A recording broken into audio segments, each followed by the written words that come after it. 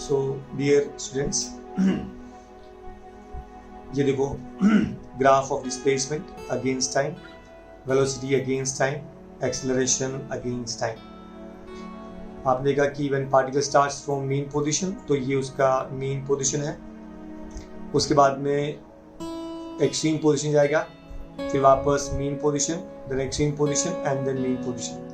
In this way this curve is obtained. Similarly आपने देखा in the graph कि when the particle starts from mean position, तो ये आपका 0 a 0 minus eta velocity, it will start from a omega, तो when time is 0 then velocity is a omega के बाद में 0 minus a omega 0 a omega and so on. Acceleration, when time is 0 acceleration is 0, then minus a omega square, then 0, then plus a omega square, then 0 and so on. In this way these curves are obtained for displacement, velocity and acceleration. I hope you got it. Now अभी जरा देखो ये इनकी speciality क्या है। From these graphs we conclude, number 1, these are sine wave and cosine wave। जो particle, जो wave main position से शुरू होता है उसको बोलते हैं साइन वेव। तो ये साइन वेव है और ये साइन वेव है। ये कोसाइन वेव है क्योंकि particle starts from extreme position. कैसा मालूम पड़ेगा? साइन 0 0, तो देखो 0 था स्टार्टिंग में, एंड कॉस 0 इज 1, मतलब स्टार्टिंग में एक्सट्रीम पोजीशन पे रहेगा। Therefore we can say these two are sine waves and this is cosine wave. इनको हम लोग बोलते हैं sinusoidal waves. What we say? Sinusoidal waves. So these are sine waves and cosine wave, hence we call them sinusoidal waves. I hope it's clear now. अब देखो, when I say this particle starts from mean position, जब ये particle यहां तक आता है, मतलब ये कितना फेज हो गया? π/2। जब ये वेव π/2 तक आता है, उसके बाद में देखो ये वाला वेव एंड ये वाला वेव सेम है। आई रिपीट, जब यहां से मीन से एक्सट्रीम गया, या एक्सट्रीम अप है और ये एक्सट्रीम अप है, मतलब यहाँ का ग्राफ और ये ग्राफ सेम है। इसका मतलब ये ग्राफ आप छोड़ दो तो ये वाला ग्राफ एग्जैक्टली ये ग्राफ शुरू होता है। इसका मतलब we can say phase difference between displacement and velocity is π/2। I repeat, displacement का ग्राफ कहाँ से शुरू हुआ? मेन पोजीशन से। वेलोसिटी कहाँ से शुरू हुआ? एक्सट्रीम से, मतलब यहाँ एक्सट्रीम से। तो इतना ही फर्क हुआ ना। जैसे यहाँ पे इतना तक आया, उसके बाद में ये वाला ग्राफ और ये वाला ग्राफ एग्जैक्टली सेम है। Hence we can say phase difference between displacement and velocity is π/2। अब देखो, वेलोसिटी वाला ग्राफ जब यहाँ तक पहुंचेगा, यानी π/2 तक, ये पॉइंट तक पहुंचेगा, तो उसके बाद का ग्राफ और ये ग्राफ सेम है। So can we say the phase difference between velocity and acceleration is π/2? I hope you got it. अब look at the displacement and acceleration। Displacement का ग्राफ जब यहाँ से यहाँ तक पहुंचेगा, मतलब π/2 के बाद में कितना? पाई, ये कितना? 3π/2, ये कितना? 2π। तो जब ये ग्राफ पाई तक पहुंचेगा, उसके बाद वाला ग्राफ और ये ग्राफ आगे सेम है। So can we say that phase difference between displacement and acceleration is pi. I repeat, सबसे पहले the graphs of displacement, velocity and acceleration are sine waves and cosine wave. Number 2, these are called as sinusoidal waves. Number 3, the phase difference between displacement and velocity is π/2. The phase difference between velocity and acceleration is π/2. The phase difference between displacement and acceleration is pi. I hope you got it. A very very important conclusions. Clear है? अब आगे, case 2, when particle starts from extreme position, तो जब particle mean से था तो उसका equation क्या था? x is equal to a sin omega t। जब पार्टिकल एक्सट्रीम से शुरू होगा तो उसका इक्वेशन क्या होता है? x is equal to a cos omega t, x equal to a cos omega t। ये था आपका डिस्प्लेसमेंट। अभी how to obtain velocity? Velocity is obtain as rate of change of displacement. Velocity is rate of change of displacement.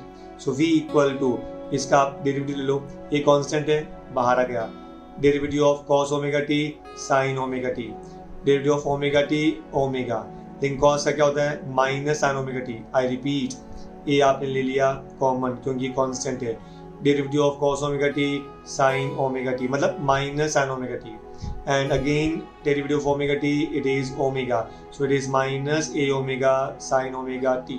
Agree? Then acceleration is defined as rate of change of velocity. Acceleration is defined as rate of change of velocity. So a equal to d by dt of vt. v का formula क्या था? Minus a omega sin omega t।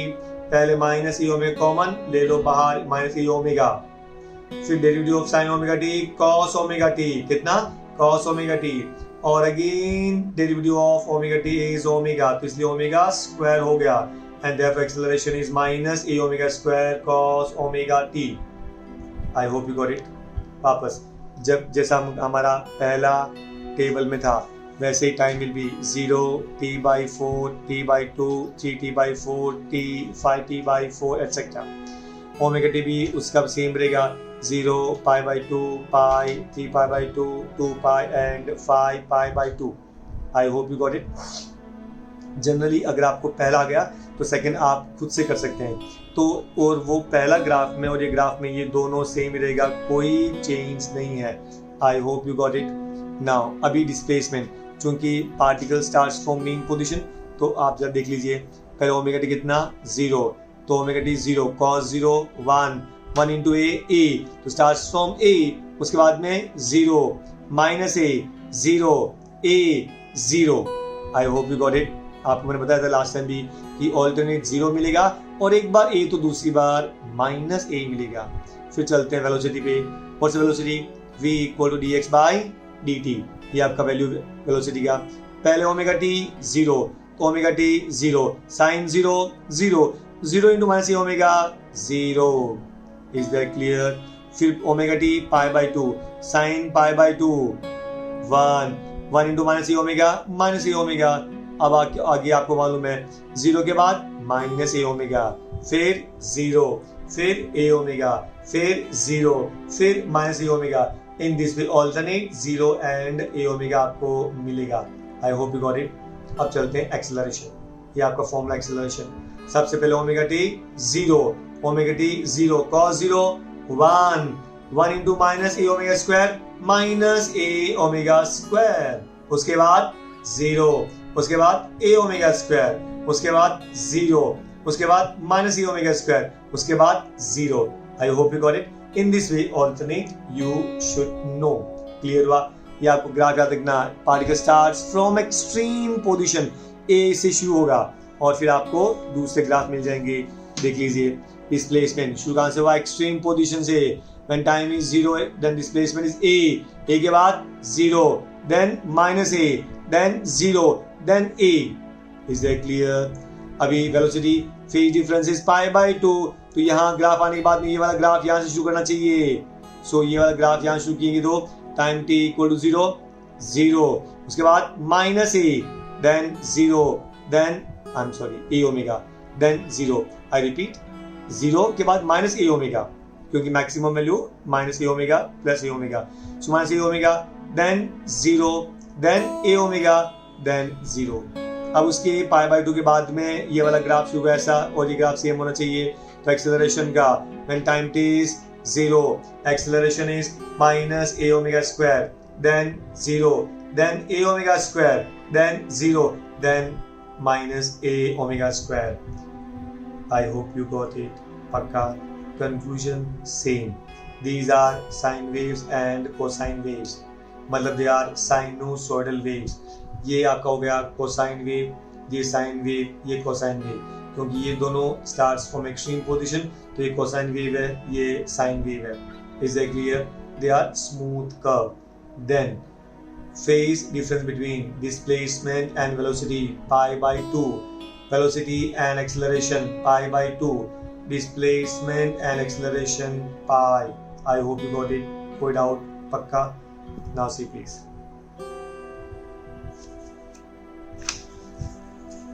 अभी composition of two SHMs having same time period, मतलब दो simple pendulum है और उनका time period same है, देन अगर आप उनको कंबाइन करेंगे, सुपर इम्पोज करेंगे, तो आपको रिजल्टेंट एम्पलीट्यूड क्या मिलेगा, आपको रिजल्टेंट इनिशियल फेज क्या मिलेगा, ये आपको डिस्कस करना है। मैं आपको हिंट तो दे दूं, हम लोगों ने एक चैप्टर पढ़ा था स्केलर्स एंड वेक्टर्स, वहाँ हमने पढ़ा था लॉ ऑफ पैरेललोग्राम, वहाँ हमने पढ़ा था अगर दो वेक्टर्स है, अगर आपके पास में p bar and q bar and resultant is r bar, तो उसका फॉर्मूला क्या था, by law of parallelogram, r bar equal to root of p square plus q square plus 2pq cos theta.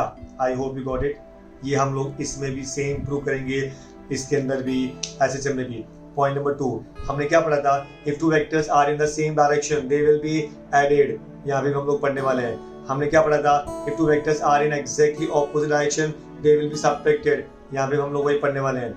हमने तीसरा क्या पढ़ा था, if two vectors are mutually perpendicular resultant is given by Pythagoras theorem, वो भी हम लोग यहाँ पे पढ़ने वाले हैं। I hope it's clear. कोई डाउट? तो आप ध्यान रखिए कि एक ही सिस्टम के अंदर दो आपके पास में SHM है और वी वांट टू फाइंड कि इन दोनों का सुपर इम्पोजिशन होगा तो रिजल्टेंट एम्पलीट्यूड कितना मिलेगा और रिजल्टेंट इनिशियल फेज क्या होगा। आपको मैंने हिंट दे दिया था, दिस इज सेम एज, वो एग्जैक्टली उसके एनालॉगस है, किसका, अपना लॉ ऑफ पैरेललोग्राम का। Is that clear? अब चलते हैं, हमारे पास में दो सिंपल हार्मोनिक मोशन है, एक का नाम है x1 equal to a1 sine of omega t plus alpha 1, दूसरे का x2 is equal to a2 sine of omega t plus alpha 2।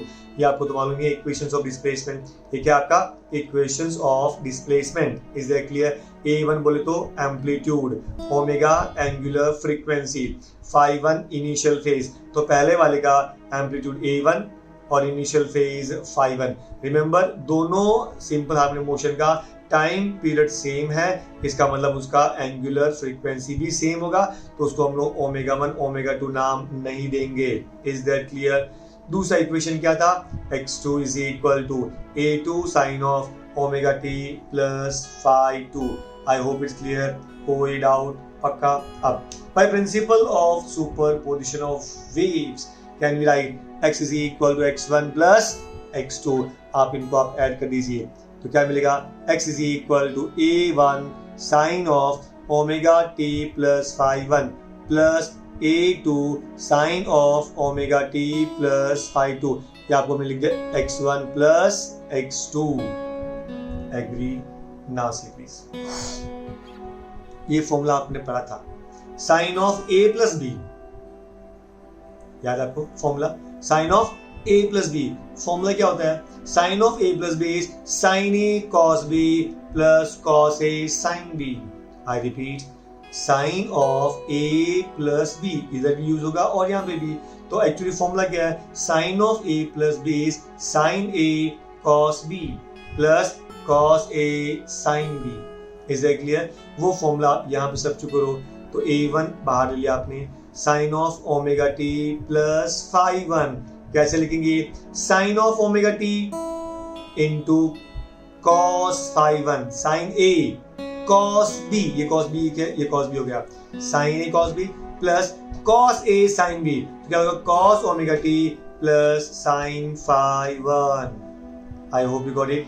Plus अब ले लो सेकंड पार्ट, ये हो गया आपको सेकंड पार्ट में a2, तो क्या आप देखो यहाँ पे sine of omega t cos phi2 plus cos omega t sin phi2। I hope you got it. आपको समझा? तो हमने इन दोनों को एक्सपांड कर दिया। अब देखो इसके अंदर टोटल 4 टर्म्स है, 1 2 3 4, so total there are 4 terms. कितने टर्म्स है? 4 टर्म्स। अगर आप देखेंगे गौर से देखिएगा, जब आप गौर से देखेंगे तो आपको लगेगा कि इन दोनों टर्म्स के अंदर साइन है और ये दोनों टर्म्स के अंदर कोसाइन है। आई होप यू गॉट इट। तो हम क्या करेंगे, ये पहला और थर्ड टर्म्स में से हम लोग साइन ओमेगा टी ले लेंगे कॉमन। तो first term and third term, इन दोनों में से मैं साइन ओमेगा टी कॉमन लेता हूं। Is that clear? तो इस दोनों टर्म से पीछे क्या बचेगा, ध्यान दीजिए, ये a1 को सबको मल्टीप्लाई करना है इन दोनों को, तो a1 cos अल्फा 1 ये बच गया। इसमें मैंने साइन ओमेगा टी कॉमन लिया तो क्या बच गया, a2 cos phi 2। I hope you got it. So remember, sign omega T जब आप दोनों में से कॉमन लिया तो इसमें बच गया a1 cos alpha 1 plus a2 cos phi 2। ये हमने इसमें कॉमन आ गया। अभी सेकेंड और फोर्थ टर्म में से अगर मैं cos ओमेगा टी कॉमन लेता हूं तो इन दोनों में पीछे क्या बचेगा, यहाँ पे a1 sin phi 1, a1 sin phi 1 plus a2 sin phi 2 plus a2 sin phi 2। ये होगा आपका equation number 4। I hope you got it. पक्का? अब ध्यान दीजिए, अगर आप ये देखो चार टर्म देखो, 1 2 3 4, अगर आप देखेंगे हर एक टर्म के अंदर 3 पार्ट्स है। पहला पार्ट एम्पलीट्यूड, दूसरा पार्ट ट्रिग्नोमेट्रिक फंक्शन और तीसरा पार्ट इनिशियल फेज। देखिए इसमें भी amplitude cosine function initial phase, amplitude sine function initial phase, amplitude sine function initial phase. चारों के अंदर ये है कि हर एक में 3 पार्ट है। पहला पार्ट एम्पलीट्यूड, दूसरा पार्ट कोसाइन ट्रिग्नोमेट्रिक फंक्शन और तीसरा पार्ट इनिशियल फेज। तो मेरा कहने का मतलब ये हुआ कि इन चार की जगह पे आप एक नया टर्म यूज कर सकते हैं। अगर आप और अंदर जाएंगे तो आपको लगेगा कि ये दोनों टर्म्स है ना वो एग्जैक्टली आइडेंटिकल है, क्योंकि दोनों में ही कोसाइन टर्म है। तो दीज टू टर्म्स, इन दोनों टर्म्स को आप एक नया नाम दे सकते हैं, लेकिन कंडीशंस अप्लाई। वो कंडीशन क्या है कि पहले उस पर्टिकुलर जो आप नया नाम देंगे ना, जो आप नया टर्म यूज करेंगे ना, उसमें भी पहला टर्म क्या होना चाहिए, एम्पलीट्यूड, उसको हम नाम देंगे रिजल्टेंट एम्पलीट्यूड। दूसरा पार्ट क्या होगा, कोसाइन फंक्शन। तीसरा पार्ट क्या होगा, इनिशियल फेज, लेकिन वो होगा हमारे लिए रिजल्टेंट इनिशियल फेज, क्योंकि इस डेरिवेशन के अंदर हम लोगों को रिजल्टेंट एम्पलीट्यूड निकालना है एंड रिजल्टेंट इनिशियल फेज निकालना है इन दोनों इक्वेशंस का। आई होप यू गॉट इट। तो आई रिपीट, हमारे पास में ये जो दो टर्म्स है, इन दो टर्म्स की जगह पे मैं एक नया नाम दूंगा, लेकिन नया नाम अपनी मर्जी से नहीं दे सकते। आप नया नाम देंगे ना तो क्या होगा, उसमें भी पहला पार्ट क्या होना चाहिए, रिजल्टेंट एम्पलीट्यूड, दूसरा पार्ट क्या होना चाहिए, कोसाइन फंक्शन, तीसरा पार्ट क्या होना चाहिए, रिजल्टेंट इनिशियल फेज। तो मैं बोलता हूँ, मान लो let a1 cos alpha 1 plus a2 cos alpha 2 is equal to r cos delta. r cos delta, what is r, resultant amplitude, what is delta, resultant initial phase. I hope you got it. अगर आपने ये जो माना है वो exactly amplitude delta है तो उसमें आपको कोई प्रॉब्लम नहीं है, क्योंकि equal terms are always added और can be equated. Is that clear? पक्का? ओके। तो मुझे बताइए, इसको आप क्या नाम देंगे, इक्वेशन 4 का ये लास्ट के दो पार्ट को आप क्या नाम देंगे, हम उनको नाम देंगे r साइन डेल्टा। क्या नाम देंगे, r sine delta. Is that clear? पहला पार्ट एम्पलीट्यूड, ये होगा आपका रिजल्टेंट एम्पलीट्यूड। दूसरा पार्ट साइन फंक्शन, ये होगा आपका साइन फंक्शन। तीसरा पार्ट इनिशियल फेज, ये होगा आपका resultant initial phase. I hope you got it. तो याद रखो, r क्या है, रिजल्टेंट एम्पलीट्यूड, डेल्टा क्या है, resultant initial phase, resultant initial phase. Now substitute equation 5 and equation 6 in equation number 4। तो देखो क्या मिलेगा, साइन ओमेगा टी, और इसकी जगह पे क्या मिलेगा, r cos डेल्टा। आई रिपीट, साइन ओमेगा टी, इसकी जगह पे मिलेगा r cos delta plus cos omega T, और इसकी जगह पे क्या मिलेगा, r sin delta. I hope got it. तो वापस देखो, इक्वेशन 4 में जब आप ये सब्स्टिट्यूट करेंगे तो क्या मिलेगा, sine omega T r cos delta, cos omega T r sin delta. I hope you got it. पक्का? ध्यान दीजिए, अभी ये इक्वेशन हम लोग ने यहाँ पे ये लिख दिया है, वही equation, sign omega T r cos delta, cos omega T r sin delta. अब देखो, इन दोनों टर्म्स के अंदर आप r कॉमन ले सकते हैं। अगर आपने r कॉमन लिया तो पीछे क्या बचेगा, sine omega t cos delta plus cos omega t sine delta. I hope you got it. I repeat, क्या मिलेगा, sine omega t cos delta plus cos omega t sine delta. मतलब क्या मिला, sine of omega t plus delta. क्या मिला, r sine of omega t plus delta. I hope it's clear. कोई doubt? Okay, ये आपको रिजल्टेंट डिस्प्लेसमेंट मिला, लेकिन हमने अज्यूम किया है कि आर ये है और डेल्टा है, तो एक्चुअली आपको आर का वैल्यू निकालना है और डेल्टा का वैल्यू निकालना है। तो सबसे पहले नंबर 1 क्या फाइंड करेंगे, डिटर्मिनेशन ऑफ आर। आपको रिजल्टेंट एम्पलीट्यूड निकालना है। क्या निकालना है, resultant amplitude. So let's find. अब आपके पास में वो दो इक्वेशन याद करो, कौन सा, इक्वेशन 5 एंड 6 है। आपको आर चाहिए, क्या चाहिए, आर। एक बार वापस देखिए, ये इक्वेशन 5 एंड 6 है। अब मुझे बताओ इन दो इक्वेशन का आप क्या करेंगे कि आपको आर मिलेगा। जरा सोचिए, ये इक्वेशन 5 और 6 को आप क्या करेंगे कि आपको आर मिलेगा, और मुझे उसमें डेल्टा नहीं चाहिए। वो इक्वेशन में मुझे डेल्टा नहीं चाहिए, केवल आर चाहिए। तो बताओ क्या करेंगे, यस, स्क्वायरिंग एंड एडिंग। अगर आप इसको स्क्वायर किया तो क्या मिलेगा, r square cos square delta और r square sine square delta. और जब आप ऐड करेंगे तो आर स्क्वायर कॉमन लेके क्या मिलेगा, cos square delta plus sine square delta, that will be equal to 1, और आपको आर मिल जाएगा। I hope you got it. तो हम क्या करेंगे, हम लोग इन दोनों को स्क्वायर करके और ऐड कर लेंगे। तो क्या लिखेंगे यहाँ पे, सिंपली स्क्वायरिंग एंड एडिंग।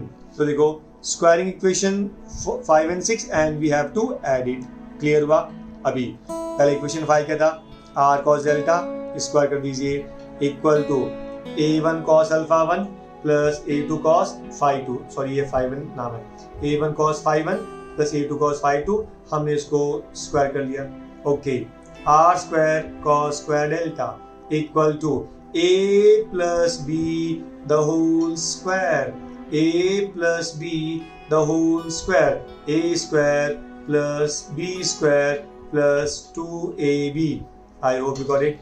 ये a है, ये b है, तो a स्क्वायर प्लस b का square plus 2a into b, तो 2a1 a2 cos phi 1 cos phi 2। Agree?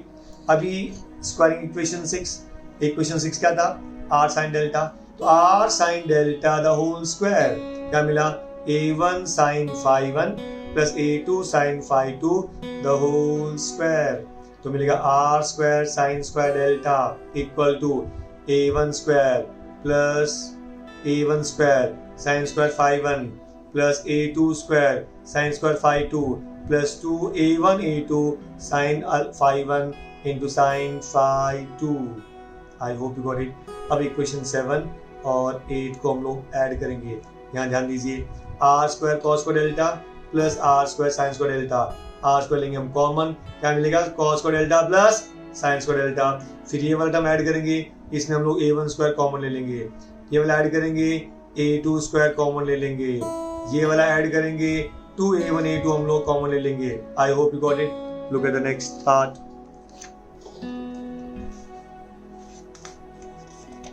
अभी आपने क्या किया, ये आर स्क्वायर हमने कॉमन ले लिया था, cos square delta plus sine square delta. फिर हमने पहले वाले में a1 स्क्वायर कॉमन लिया था, sine square phi 1 plus cos square phi 1। फिर हमने a2 स्क्वायर कॉमन लिया था, sine square phi 1 plus cos square phi 2। और फिर 2a1 a2 कॉमन लिया तो क्या मिला, cos phi 1 cos phi 2 plus sine phi 1 sine phi 2। I hope you got it. अब important thing, you know that cos square delta plus sin square delta is equal to 1, is equal to 1। तो ये आपको r square equal to, ये पूरा हो गया आपका 1, तो क्या बच गया a1 स्क्वायर प्लस इसकी ये हो गया आपका 1, क्या बच गया a2 स्क्वायर। अच्छा, cos a cos b plus sin a sin b क्या होता है, cos of a minus b, cos of a minus b, cos a cos b plus sine a sine b, cos of a minus b. तो क्या मिलेगा cos of phi 1 minus phi 2, cos of phi 1 minus phi 2. I hope you got it. तो ये था आपका r square और आपको क्या चाहिए r, तो ये आपका r था, सो टेकिंग स्क्वायर रूट. तो ये फॉर्मूला बहुत इंपॉर्टेंट है. r is equal to root of a1 square plus a2 square plus 2a1 a2 cos of phi 1 minus phi 2. मैंने आपसे कहा था वापस देखो स्केलर्स एंड वेक्टर्स के अंदर r equal to root of p square plus q square plus 2pq cos theta. याद आया? सेम थिंग यहाँ पे भी r equal to root of a1 square plus a2 square plus 2a1 a2 cos of phi 1 minus phi 2. I hope it's clear. पक्का ना से. अब इसके 3 इंपॉर्टेंट केसेस. केस 1, अगर दोनों SHM सेम फेज में, दोनों SHM सेम फेज में, अगर दोनों सेम फेज मतलब क्या हुआ, उनका इनिशियल फेज सेम रहेगा. इनिशियल फेज सेम मतलब alpha 1 equal to alpha 2, alpha 1 equal to alpha 2, और दोनों सेम है तो क्या मिलेगा alpha 1 minus alpha 2 equal to 0. I hope you got it. आपने अल्फा 2 को वहां ट्रांसफर कर दिया तो अल्फा 1 माइनस अल्फा 2 इज 0. अच्छा, देन लास्ट में वो कॉस होता है, 0 का वैल्यू यहाँ सब्स्टिट्यूट. तो what is cos 0? 1, because cos of alpha 1 minus alpha 2, so cos of 0 and that's equal to 1. Substitute in the last equation. ये cos phi 1 माइनस phi 2 था, तो ये phi 1 माइनस phi 2 क्या था 0, cos 0 1, तो ये वाला पार्ट हो गया आपका 1 एंड देयरफॉर वी कैन से ये आपका phi 1 है. So we can say if phi initial phase phi 1 equal to phi 2. Actually कैसा था कि लास्ट सिलेबस में जो प्रीवियस वाला था उसमें अल्फा यूज करते थे हम लोग, और हम लोग पिछले 10-15 साल से अल्फा यूज करते थे. पहली बार उन्होंने चेंज करके फाई किया, इसलिए हर जगह मुझे वही वापस अल्फा नाम याद आता है. सो phi 1 equal to phi 2 मतलब दोनों सेम फेज है, तो phi 1 minus phi 2 will be 0, so cos 0 will be 1. यहाँ पे cos 0 1 हो गया, तो बाकी इक्वेशन क्या बचा आपका, r is equal to root of a1 square plus a2 square plus 2a1 a2 into 1. अब देखिए ये किसका स्क्वायर है, a1 प्लस a2 का, so this is written as square root of a1 plus a2 the whole square. Remember square and root will get cancel if r is equal to a1 plus a2. r का value क्या, a1 plus a2. I hope you got it. अच्छा, उसमें भी अगर मान लो दोनों का amplitude same रहेगा तो मान लो a1 equal to a2 equal to a, तो ये भी a ये भी a, तो a प्लस a 2a. तो case 1, if two SHMs are in same phase, तो r का वैल्यू क्या होगा, a1 प्लस a2, और it can be 2a. ये आपको फॉर्मूला याद रखना है. अभी केस 2, अगर they are in opposite phase, और ये रिमेंबर अगर ऑपोजिट फेज होता है ना तो हमेशा फेज डिफरेंस 5 होता है. कितना होता है 5, क्योंकि देखो अगर एक पार्टिकल यहाँ पे और दूसरा यहाँ पर है तो वो एग्जैक्ट ऑपोजिट में है, और जब ऑपोजिट रहेगा तो उनके बीच में एंगल कितना रहेगा 5. तो एक पार्टिकल यहाँ पर है और दूसरा ये डायरेक्शन में, तो उनके बीच में एंगल कितना हो गया 180, बोले तो पाई. तो remember if two SHMs are in opposite phase मतलब फेज डिफरेंस इज पाई. याद रखना हमेशा फेज डिफरेंस पाई का मतलब हमेशा ऑपोजिट फेज, हमेशा ऑपोजिट फेज. क्लियर है? तो उन दोनों के बीच में फेज डिफरेंस कितना है 5. तो वापस देखो ये क्या बोला मैंने, phi 1 minus phi 2 is equal to pi, cos pi minus 1. यहाँ पे आपने लिख दिया -1, तो ये वाला इसलिए यहाँ पे माइनस हो गया. तो root of a1 square plus a2 square minus 2a1 a2, ये किसका स्क्वायर है, a1 minus a2 the whole square, a1 minus a2 the whole square. तो ये आपका a1 minus a2 the whole square, तो ये आपका स्क्वायर रूट है और ये स्क्वायर है, square and root will get cancel. क्या मिलेगा a1 minus a2. I hope you got it. So r is equal to a1 minus a2. और मान लो वो दोनों एम्पलीट्यूड सेम रहेगा, तो मान लो ये भी a है ये भी a है, तो a माइनस a 0, तो r विल बी 0. तो केस 2 क्या मिला, if two SHMs are in opposite phase then r will be root of a1 minus a2 the whole square, मतलब simply a1 minus a2.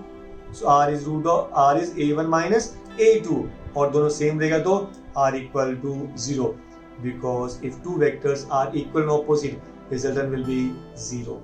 I hope you got it. Now case 3. If phase difference is pi by 2, phase difference is pi by 2, अगर मान लो phase difference pi by 2 है तो वापस वही phi1 minus phi2 equal to pi by 2, ये आपका pi by 2 मिला. What's cos pi by 2? 0. तो यहाँ का cos जो था वैल्यू वो 0 हो गया. 0 into multiply by something 0, तो खाली पीछे क्या बचेगा? root of a1 square plus a2 square, a1 square plus a2 square. I hope you got it. So remember, if two particles are having phase difference of pi by 2, phase difference of pi by 2, then remember it is cos pi by 2 is 0, और जब ये third term हो गया आपका 0, तो r का value कितना होगा? Root of a1 square plus a2 square. I hope you got it. कोई डाउट आपको? So root of a1 square plus a2 square, और मान लो दोनों सेम रहेगा तो a1 square plus a2 square की जगह पे क्या लिखेंगे? a square plus a square 2a square, तो रूट ऑफ 2a स्क्वायर मतलब रूट 2 इंटू a. ये था आपका केस 3. वापस देखो, if the phase difference is pi by 2, then r equal to root of a1 square plus a2 square. In other words, अगर a1 a2 same रहेगा तो root 2a. I hope it is clear. Put out. Very nice. अब इसका second part, determination of delta. बोले तो resultant initial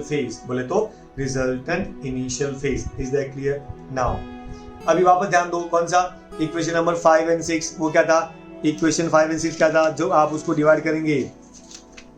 ये था आपका इक्वेशन 5 and 6. ये 5 and 6. इस बार आपको r नहीं चाहिए, हमको क्या चाहिए? डेल्टा. क्या चाहिए? डेल्टा. तो अगर r कैसे कैंसिल करेंगे? Simply divide. तो डिवाइड करेंगे तो r कैंसिल, क्या बच गया? साइन एंड कॉस बच गया. तो sine delta upon cos delta. Therefore dividing equation 6 by 5. So dividing equation 6 by 5. R sin delta upon R cos delta. A1 sin alpha 1 plus A2 sin alpha 2 upon A1 cos alpha 1 plus A2 cos alpha 2. R cancel. Sin delta by cos delta. Tan delta. बाकी as it is. ये tan delta है. आपको तो delta चाहिए, तो we will transfer tan that side. Hence we can write delta will be tan inverse of ये वाला पूरा part. Hence we can say resultant part will be equal to tan delta will be equal to tan inverse of a1 sin phi 1 plus a2 sin phi 2 upon a1 cos phi 1 plus a2 cos phi 2. ये था आपका formula for resultant initial phase. I hope you got it. इस composition of SHM के अंदर वापस देखो, हमको कुछ इंपॉर्टेंट फॉर्मूले मिले. सबसे पहला formula for resultant amplitude, r equal to root of a1 square plus a2 square plus 2a1 a2 cos of phi 1 minus phi 2. Case 1, if two SHMs are in same phase, then r equal to a1 plus a2. Opposite phase a1 minus a2, and phase difference pi by 2, root of a1 square plus a2 square. I hope it's clear. Pakka? Okay then.